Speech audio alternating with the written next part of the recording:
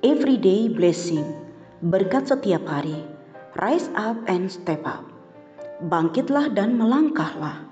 Yohanes 5 ayat 6 hingga 8. Ketika Yesus melihat orang itu berbaring di situ dan karena ia tahu bahwa ia telah lama dalam keadaan itu, berkatalah ia kepadanya, "Maukah engkau sembuh?" Orang sakit itu menjawab dia, "Tuhan, tidak ada orang yang menurunkan aku ke dalam kolam itu apabila airnya mulai goncang dan sementara aku menuju ke kolam itu. Orang lain sudah turun mendahului aku." Kata Yesus kepadanya, "Bangunlah, angkatlah tilammu dan berjalanlah." Ada kisah dalam Injil Yohanes tentang seseorang telah menantikan kesembuhan selama 38 tahun. Ia terjebak dalam sistem yang mengharuskan dirinya menjadi yang tercepat, padahal ia lumpuh. Tapi hari itu berbeda. Tuhan Yesus datang, bertanya, dan memberi perintah. Dalam 3 ayat ini kita belajar bahwa Tuhan Yesus bukan hanya menyembuhkan tubuh, tetapi juga membangkitkan iman dan membuka masa depan. Yohanes 5 ayat 6 pertanyaan yang menggugah. Maukah engkau sembuh? Ini tampak seperti pertanyaan aneh untuk orang sakit, tetapi sebenarnya Yesus sedang menggugah kehendak dan harapan orang ini. Banyak orang ingin sembuh, tapi tidak semua bersedia berubah. Tuhan Yesus memanggil kita untuk menyadari kebutuhan terdalam kita, bukan hanya untuk disembuhkan, tapi untuk dibebaskan dari pasrah dan kebiasaan putus asa. Yohanes 5 ayat 7, alasan dan keputusasaan. Tuhan, tidak ada orang. Jawaban orang ini menunjukkan ketidakberdayaan dan mentalitas korban. Ia mengandalkan sistem lama, manusia lain, dan lupa bahwa yang berdiri di depannya adalah Tuhan atas segalanya. Amsal 3 ayat 5 hingga 6. Percayalah kepada Tuhan dengan segenap hatimu dan janganlah bersandar kepada pengertianmu sendiri. Yohanes 5 ayat 8. Perintah dengan kuasa. Bangunlah, angkatlah tilammu dan berjalanlah. Ini bukan saran, tetapi perintah ilahi yang penuh kuasa. Tuhan Yesus tidak menunggu kondisi berubah, Dia mengubah kondisi. Tilam itu adalah simbol masa lalu, ketidakberdayaan dan keterikatan.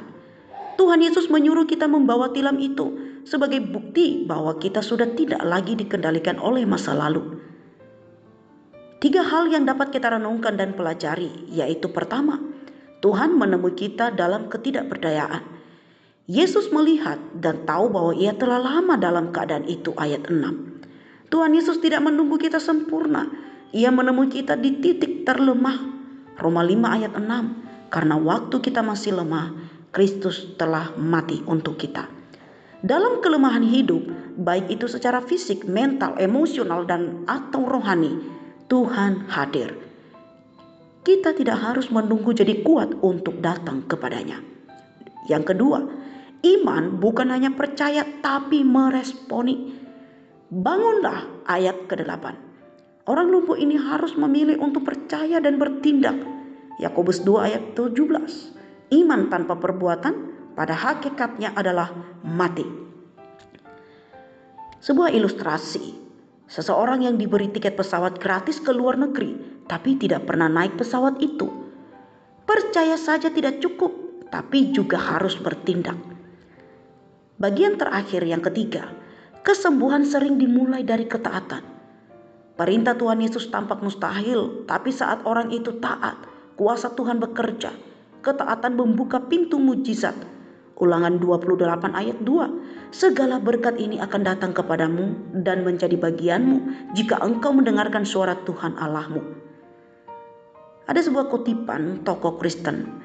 Tuhan tidak hanya ingin mengangkat kita dari lumpuh secara fisik, tapi juga dari kelumpuhan iman.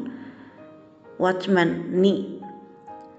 Ketaatan kepada Kristus selalu membawa kuasa dari Kristus. Oswald Chambers. Dapat kita simpulkan bahwa Tuhan Yesus tidak hanya menyembuhkan secara fisik, tetapi juga memulihkan martabat dan masa depan. Ia menyuruh orang lumpuh itu bangkit, angkat tilam dan berjalan. Hari ini Dia juga menyuruh kita bangkit dari dosa, trauma, rasa gagal, dan ketakutan.